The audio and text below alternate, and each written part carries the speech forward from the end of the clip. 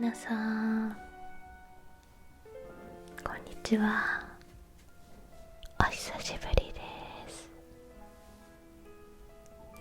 お久しぶりです。今回の動画は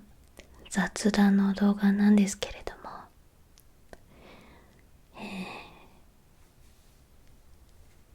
新しい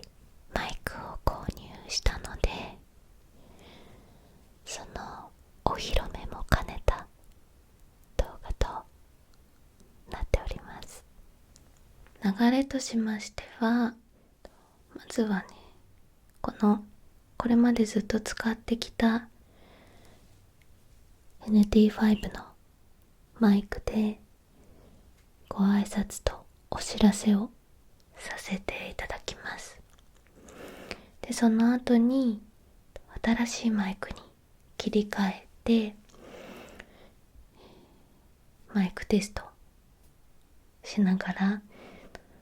雑談をしたいと思います。で、前半と後半でマイクが変わるので、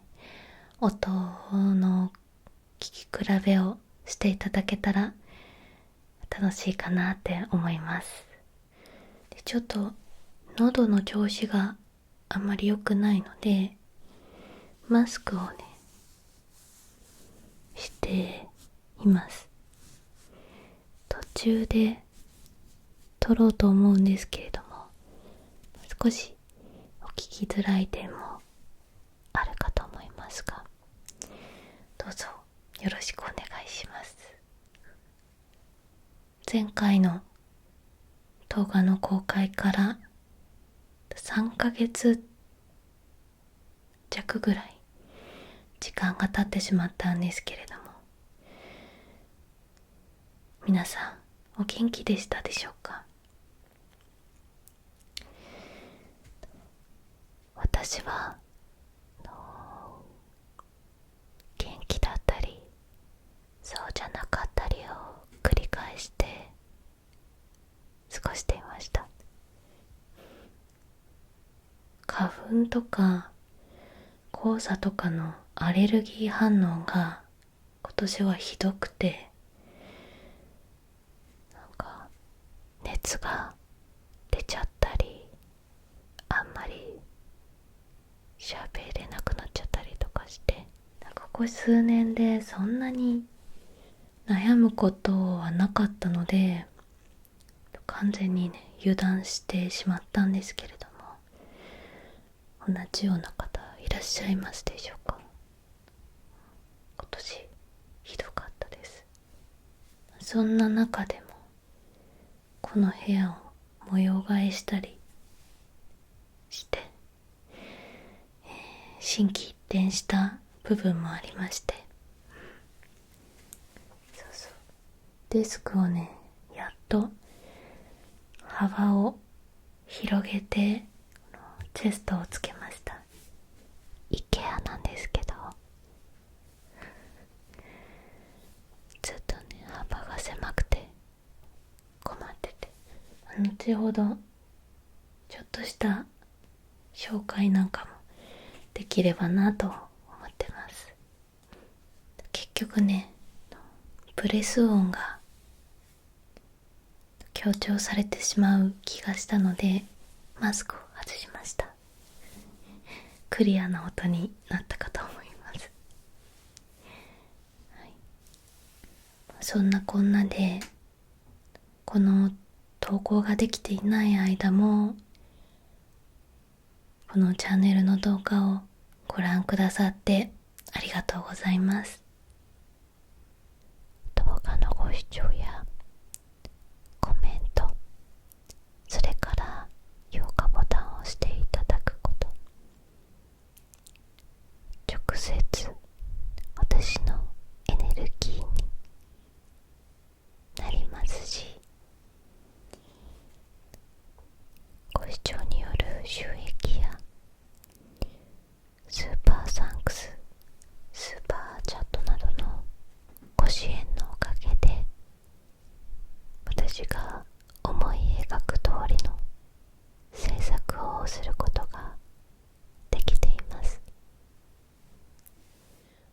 だ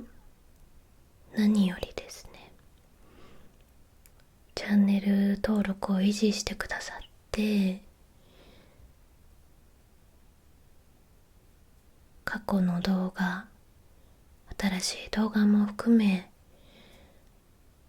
長く楽しんでくださって、そうした皆さんの温かい応援のおかげでこのチャンネルが保たれていると思っています。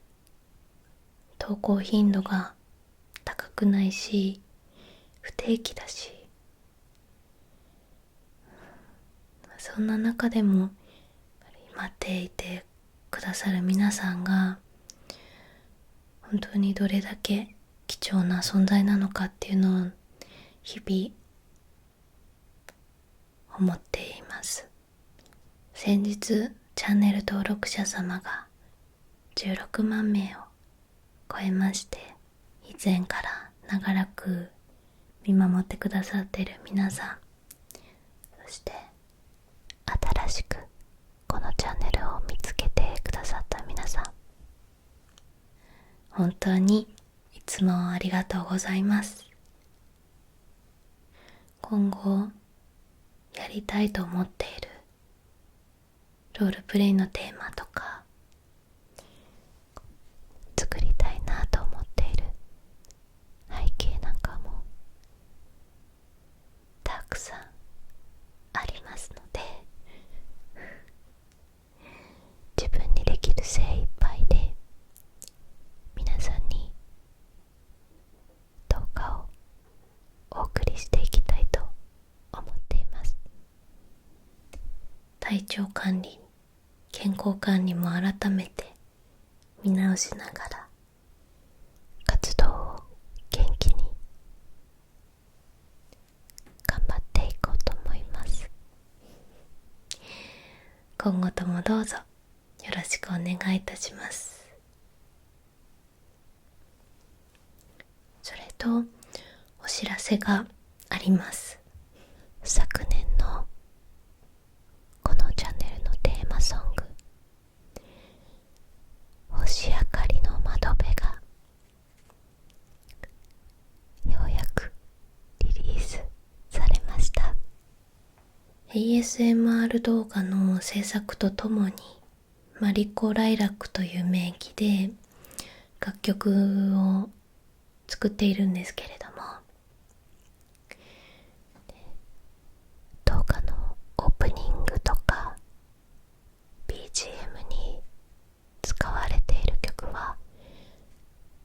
オリジナルの曲で、毎年チャンネルのテーマソングというか視聴者の皆様へ向けた感謝の曲みたいなのを制作していたんですね。なんですが2023年の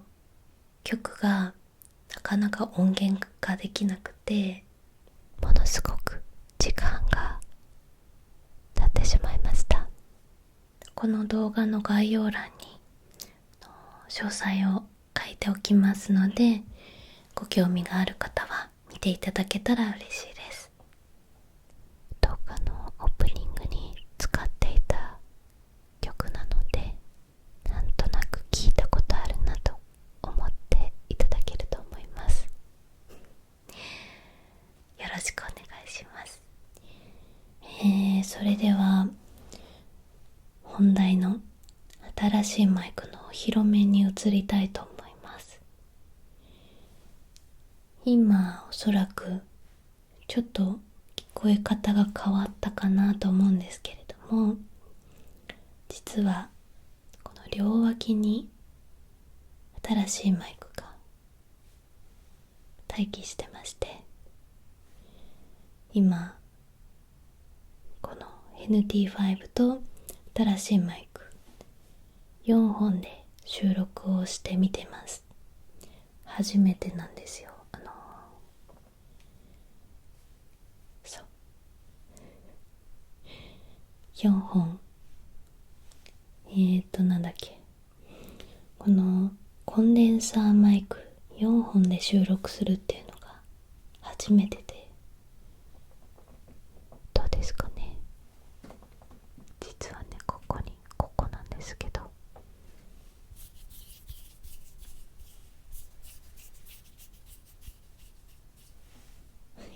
じゃあ今回購入したマイクは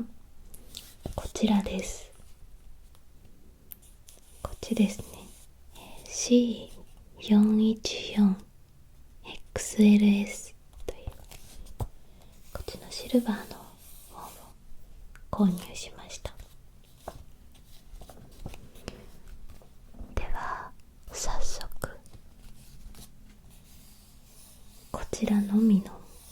音声に切り替えようと思います。どうぞ。皆さん、いかがでしょうか。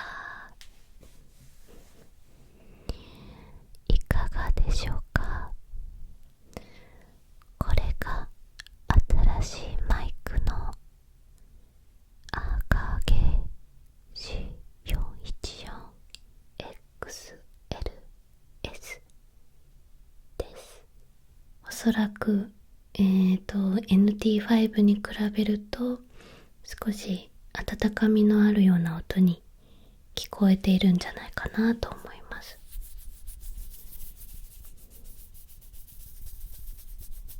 NT5 は高音域がね、結構強めに出るというか、キラキラした感じのクリアな音なのに対して、このマイクはもう少しまろやかな感じに聞こえるなという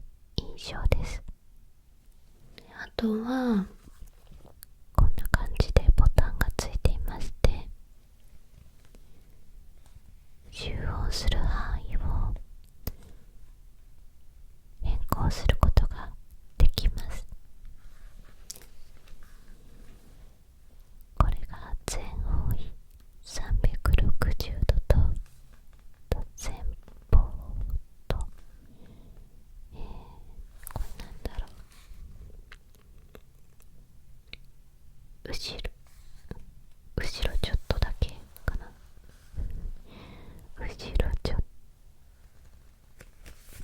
とだけと、これが前後左右を取らないっていうで、それぞれの中間にも設定することができるので、全部で9通りかなだと思うんですけど、今一番真ん中のノーマル、主に前方、こっち側ですね、こっち側を集音するようになってます。なので後ろで鳴らしててもダイレクトには聞こえてこない、そうですね。例えばこれを前後で集音するように、左右は取らないで前後だけ集音するように設定を変えてみます。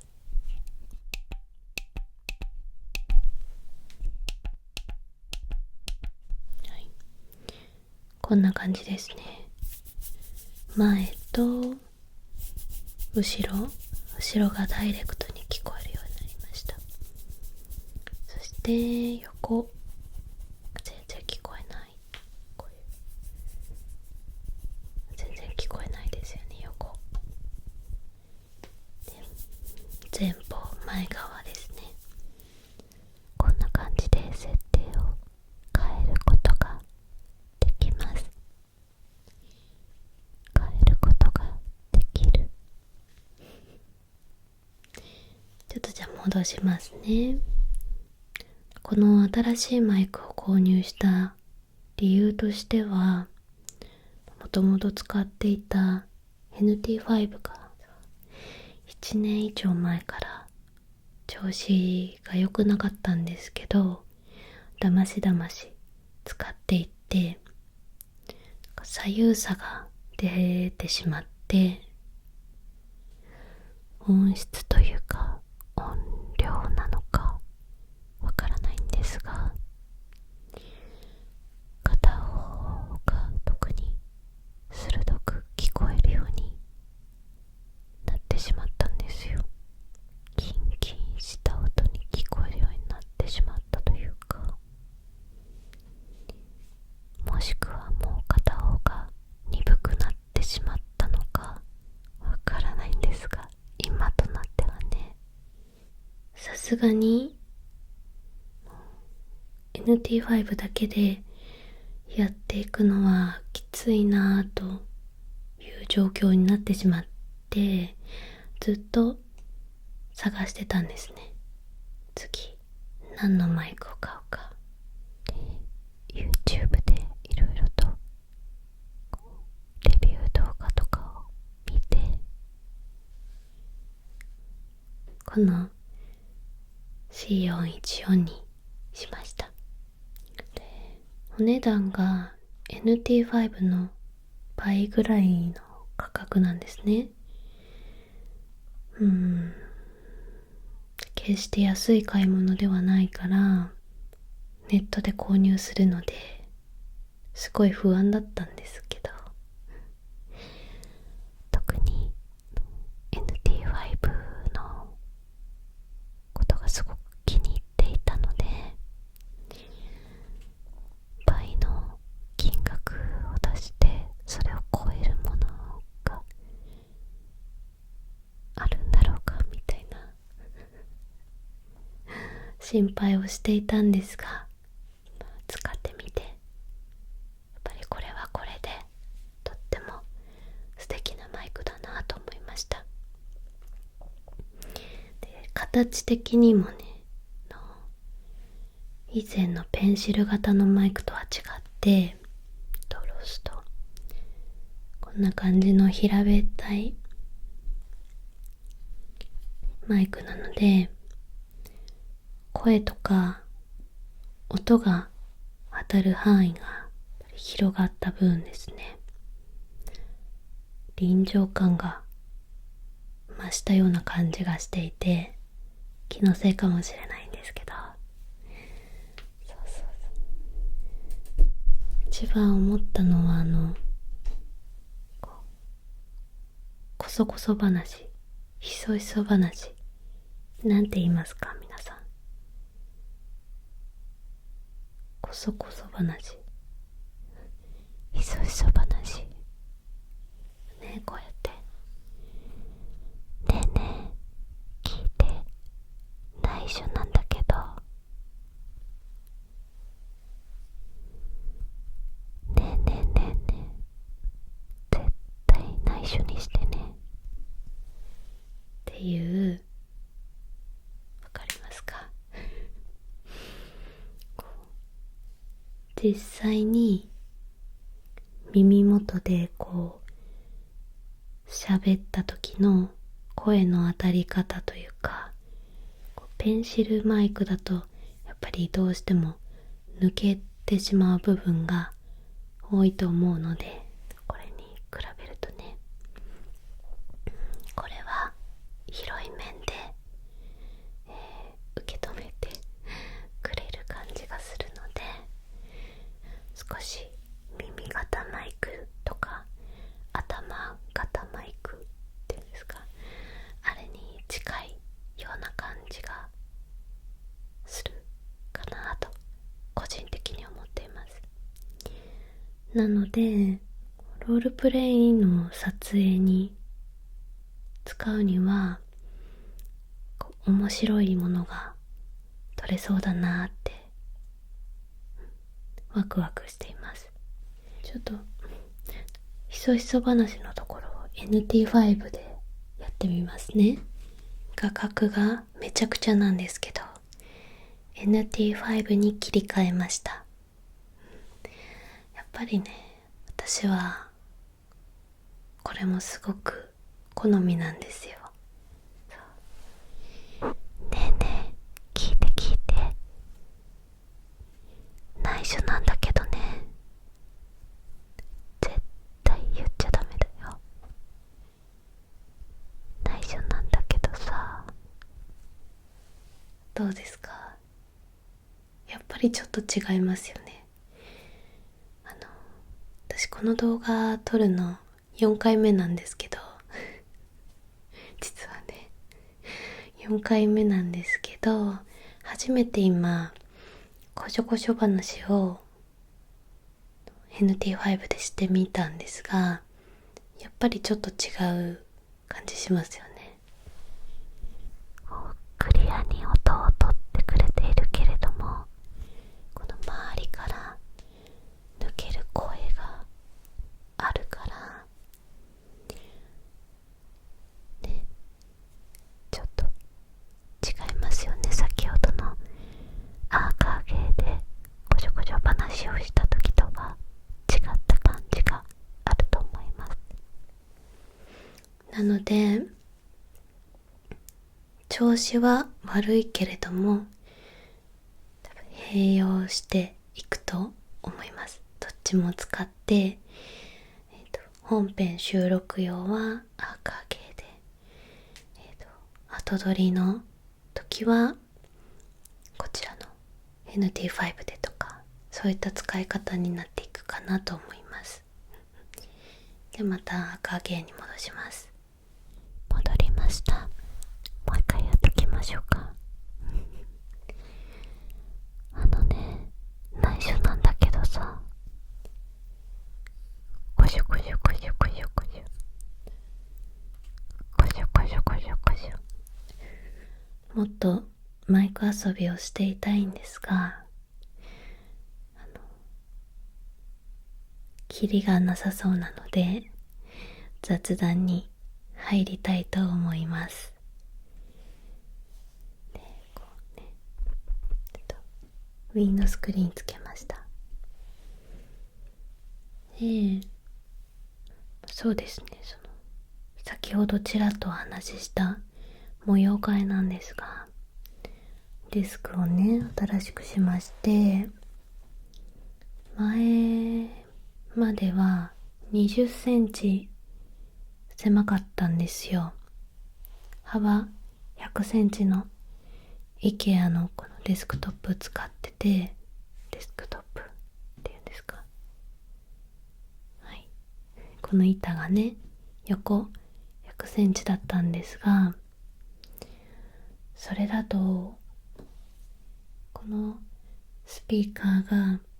両端に置いてあるんですけど、これが狭くてすごいギリギリだったんですね、横のサイズが。今にも落ちそうな感じで、いろいろスタンドで立ててみようかとか考えたんですが、それこそ落ちそうで怖くてスタンドは諦めて、念願かなって広いものに変えました。でそれとここにね引き出しをつけたんですけど、これもね今までなくて、そんな感じで快適なデスク環境になりました。あとこれですね、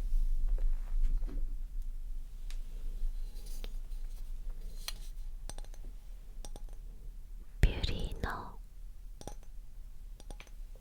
ボディオイル、ボディヘアオイルって書いてあります。これは前回投稿したバスタイムロールプレイで飾ってあったものなんですけれども、プレミア公開の時のチャットでね香りを聞いてくださった方がいらっしゃったのでお伝えしますね。これはアルカシールの香りと書いてあります。お肌を潤し柔らかくするフレグランスボディヘアオイル。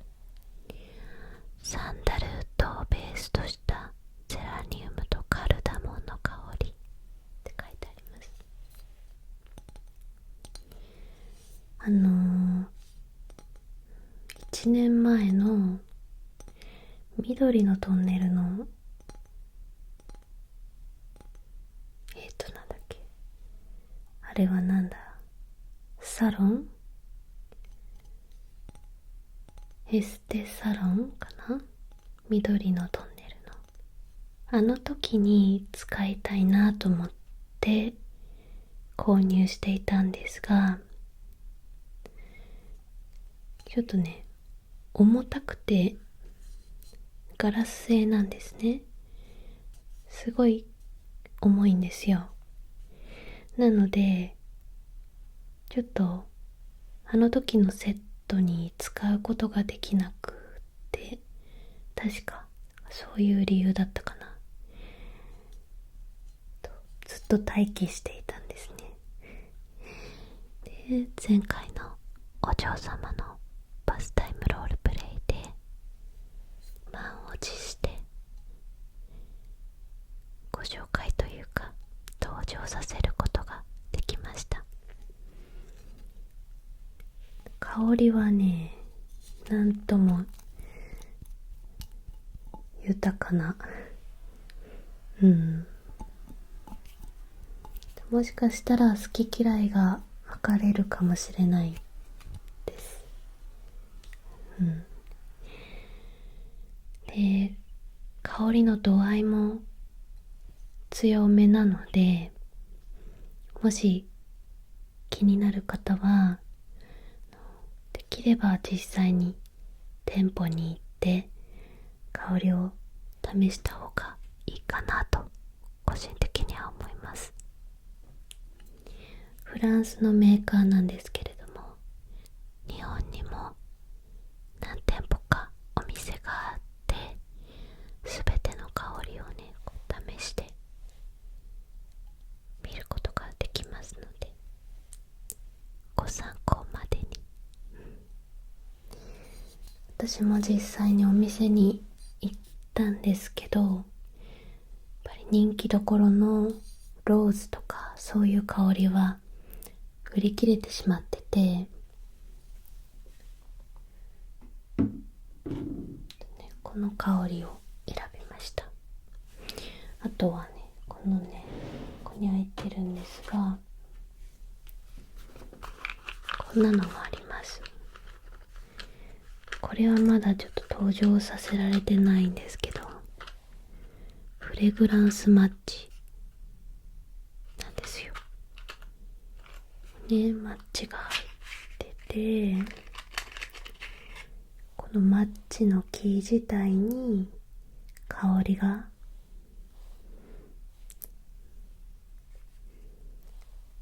ついてるんですね。ここで吸って置いておくと香りが広がってくるっていう品物なんですけれども、こんなのもあります。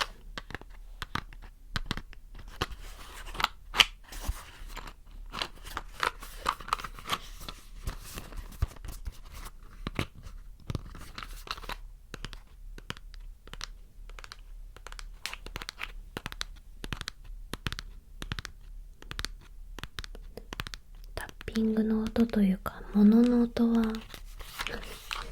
なまっちゃった。物の音はどうですかね。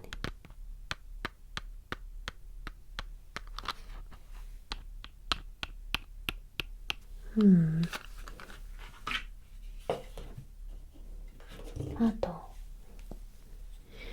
これずっと前のネイルサロンのロールプレイで使っていたネイルクリームなんですけれども、これはものすごくおすすめです。ジェシカ・ナリッシュと、全然読めない。ジェシカ・ナリッシュネイルクリームって書いてあります。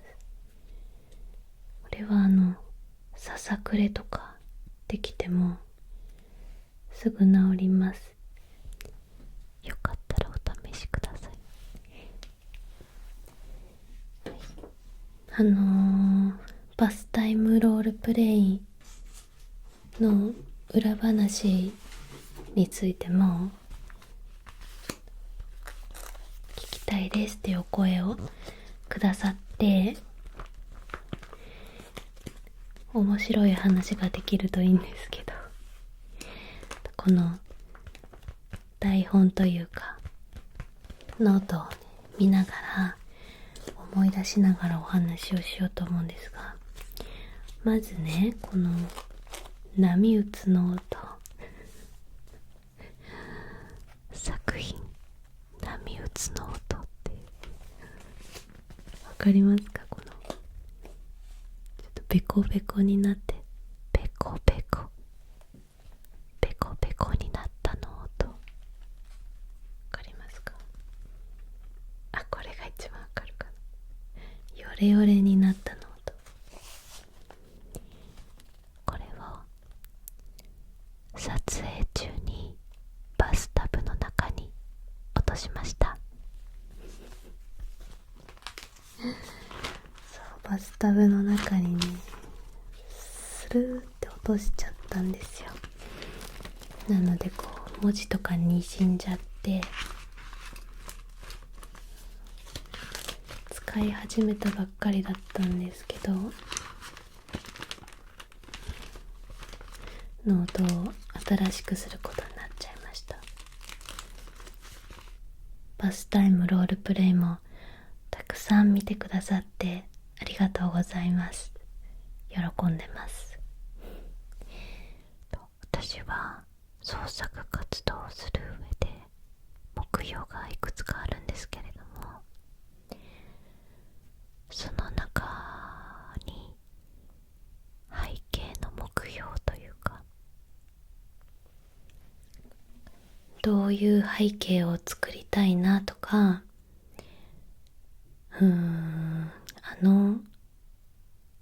仕組みを使ってみたいなとか、やってみたいことがいくつかあって、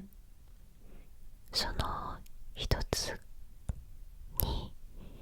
バスタブを使ったロールプレイを作りたいなっていうのがあったんですよ。で、バスタブがあるスタジオを借りて撮影をするとか、そういうことも考えていたんですけど、やっぱり ASMR 動画の撮影だと音響の設置準備とか、そういうのはかなり大変だなと思って、リハーサルとか何回も何回もできるわけではないし、難しいなって諦めてたんですけど、ついにね、実現することができました。実現させてしまいました。今まで諦めてきたことをやっぱりやってみたいって思えたきっかけが、皆さんからのコメントです。お嬢様ロールプレイの一作目ですね。ベッドバスロールプレイで、公開から2年ぐらい経つと思うんですが、2作目を待ってますとか、これが大好きですっていうような熱いコメントをくださりまして、本当にありがとうございます。正直第2弾を作る気はなかったんですけど、やっぱりそういった嬉しいお声を聞いているうちに、作りたいなって思いまして、でそれにね、ベッドバスっていうのはバスタブを用意できないから、他他にできることがないかなっていう、あの時の私の最大限のお風呂の表現だったんですね。実はたくさん喜んでいただいたあの動画の2段目を作るとなると、やっぱりそれを超えるものを作りたいなって私は個人的に思うので、となるとできることは一つかなって。諦めていたバスタブを実際に使うことだなって思い立ちました。皆さんのおかげで自分がやりたかったこと、諦めていたことを形にすることができました。実はね、そういういろんな思いが込められた動画でもあります。あとなんか裏話というと、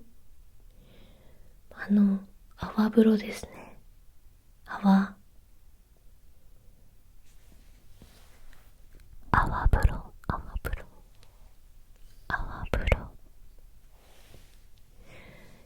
泡風呂って一般的にはどうやって作るかというと、泡風呂用の入浴剤を入れて、そこにシャワーをね、わーっとたくさんかけて、かき混ぜる感じで泡を立てて作ると思うんですが、撮影スペースにね、水圧の強いシャワーを用意することはできなかったので、ポータブル蛇口みたいなものを買おうかとも思ったんですが、意外とネットで手に入れられなくて、なんかあんまりいい感じのものを見つけられなくて、で考えた結果、泡立て器で手でかき混ぜて作るというとても容量の悪いことをしてました。あれもポイントが、泡がすぐ消えちゃうってことなんですよね。すぐではないんですけど、やっぱり持って1、2時間ぐらいだんだん少なくなってきちゃうので、作り置きすることができないんですよ。だから撮影撮る直前にやるっていうのがポイントであり、難しいところっていうか、なのでメイドの格好をして、桶っていうかね、大きめのボウルにちょっとお湯と入浴剤を入れて、泡立て器でこうやってシャーってやるっていうね。でできた泡をバスタブに放流するっていうことを何回かやって泡を作ってました。で撮影を重ねるにつれて泡を作る速度も速くなっていって、で最後の最後にね、気がつきました。電動のね、泡立て器を使えばいいっていうことにね、結構最後の方に気がついてしまって、ね、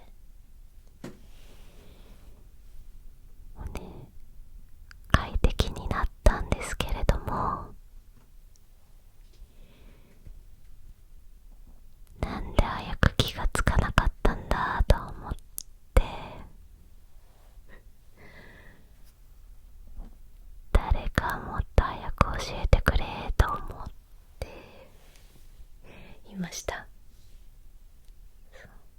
もっと早く気がつきたかった。結構ね、力を使うんですよ。そう、まあ、そういう感じで、と結構どんくさいですけれども、でもそれでも楽しみながらやっておりました。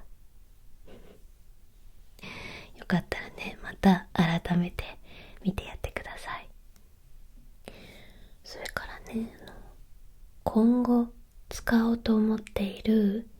アイテムをいくつか持ってきたので、その音を出しながらちょっとお話もしようと思います。一つ目がね、これです。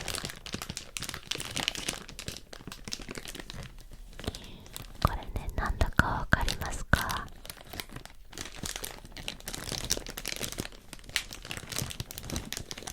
多分わからないですよね。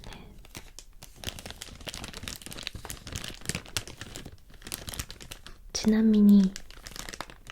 小物入れではありません。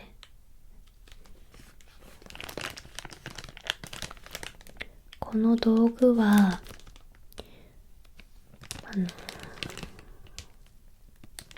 100円ショップとか普通にお店で売っているものなんですけれども、このビジュアルのものはね、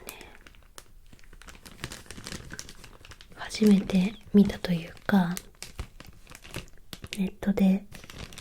こういう雰囲気のものを探していて、結構ドンピシャで見つけたので、すぐにカートに入れました。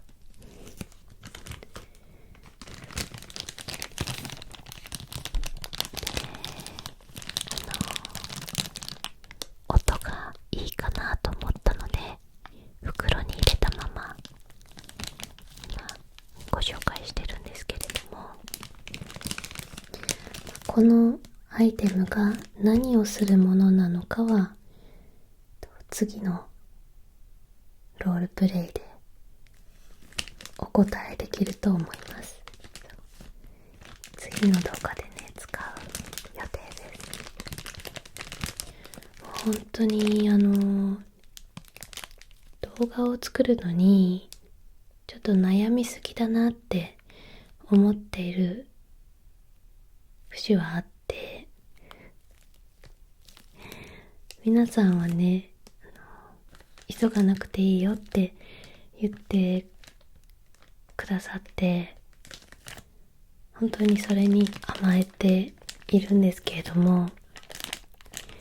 自分としてもちょっと辛くて、もっと気軽な身軽な感じでアウトプットをする機会を増やしていきたいっていうのは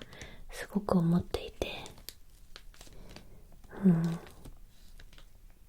かもう少し小出しにしたいっていうか、なんていうんですかね、こもっちゃうから、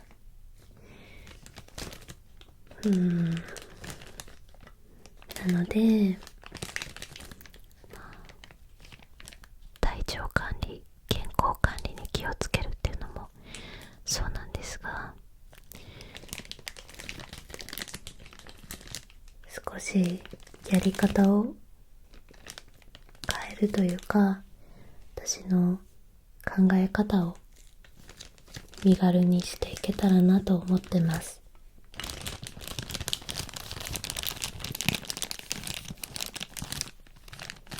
もう少しだけ頻度としても安定して皆さんに動画を見ていただけるようになれたらなって思ってます。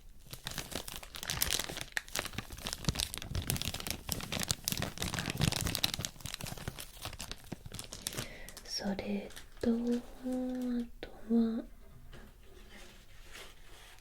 これかな。これはちょっとあんまり音しないと思うんですけど、ではオーナメントリースです。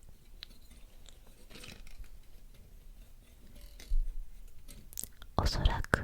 まだ使ったことないと思うんですけれども、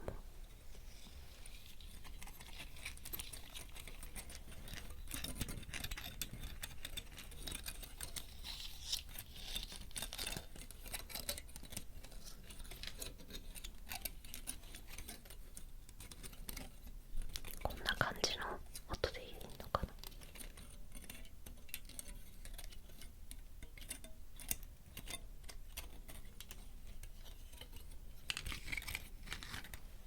意外とこの紙がカードがいいかな。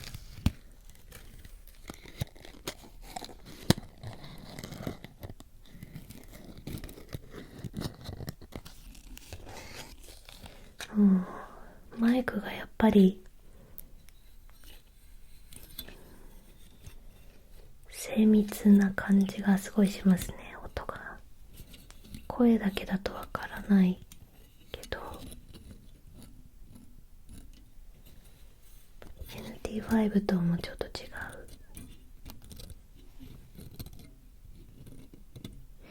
NT5 よりもやっぱり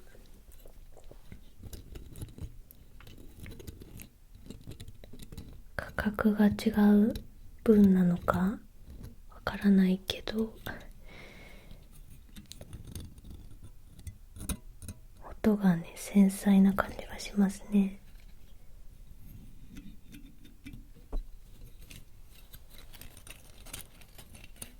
気のせいかもしれないですけどね、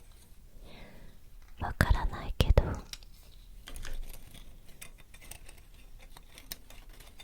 い、これもさっきのアイテムとともに使用する予定です。もし登場しなかったら、まだいつかということで、あとはそうですね、これちょっと音が大きいかもしれないんですが、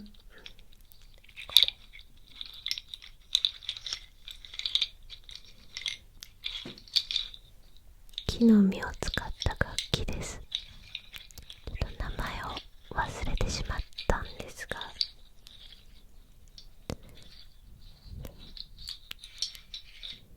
これ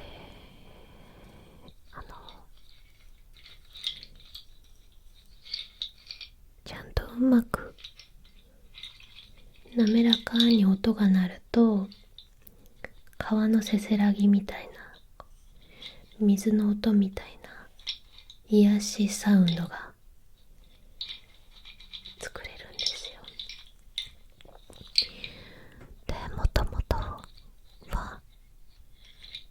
ウッドチャイム、バンブーチャイムっていうんですかね、そっちの方を欲しいなと思っていて、なんなら自分で作ろうかなとも思ってたんですけど、それを探している時にこれを見つけまして、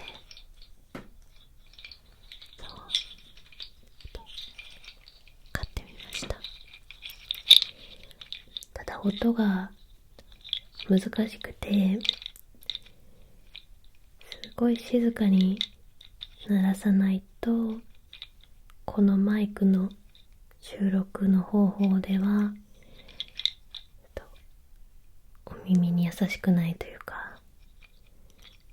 尖った音が出ちゃうんですよね。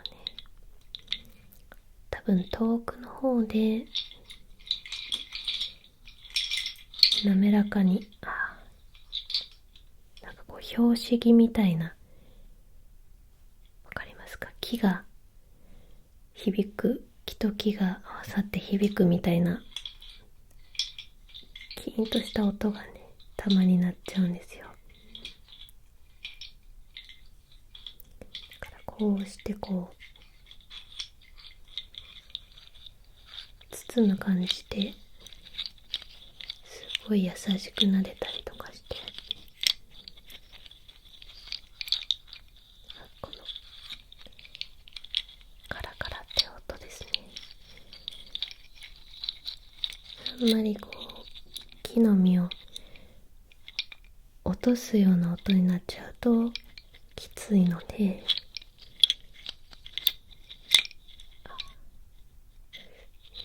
難しいんですよね。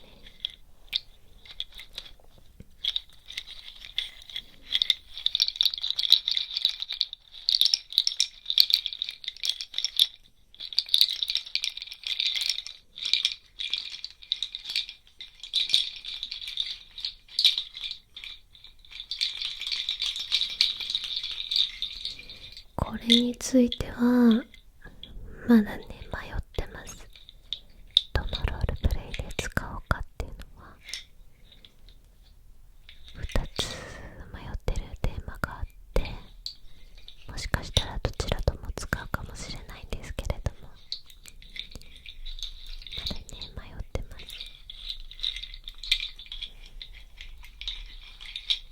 最後にこのウィンドスクリーンを取ってみますね。スポンジ失礼します。取れませんね。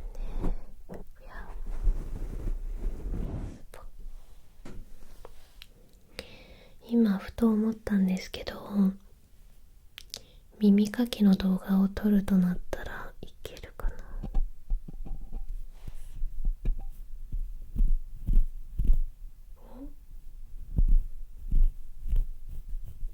どうですか？今ちょっと爪でねやってみただけだけど、意外とこれでもできそうですね。形状的にペンシルタイプのマイクじゃないと難しいかなと思ってたんですけど、意外とこれでも大丈夫そうです。むしろこっちの方が鼓膜に近いのかもしれないですね。新たな発見。耳かきの動画はちょっと私の耳の調子がいい時にしかできなくて、これもねずっとお伝えしようと思ってたんですけど、なんかこう撮影してる時もそうだし、編集してる時も聞いてられなくなってきちゃうんですよね。なんか多分ちょっと弱いだと思うんですけど、なんていうかそうなので、耳の調子がいい時と耳かき動画を作りたいなって思った時期が重なった時に投稿することになると思うので、普段ね耳かきの動画をご覧くださっている皆さんはお待たせしてしまうというか、むしろいつお出しできるかがお伝えできないので心苦しいんですけれども、はい、よろしくお願いいたします。何卒。では、最後に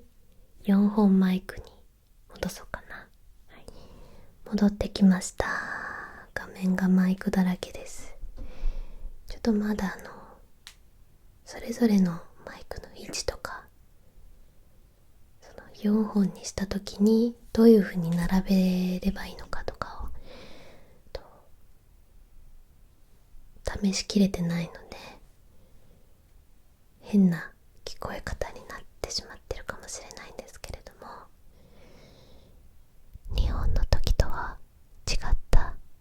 聞こえ方になりますね。雑談動画最後まで聞いてくださってお付き合いくださって本当にありがとうございます。近頃は天気とか気候の移り変わりもなんかすごく目まぐるしくて、体が応える時もありますけれども、皆様もどうか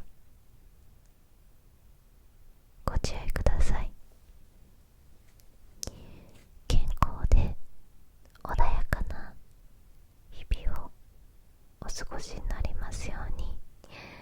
それでは本当にいつも応援してくださってありがとうございます。また次の動画でお会いしましょう。今夜もいい夢が見られますように。おやすみなさい。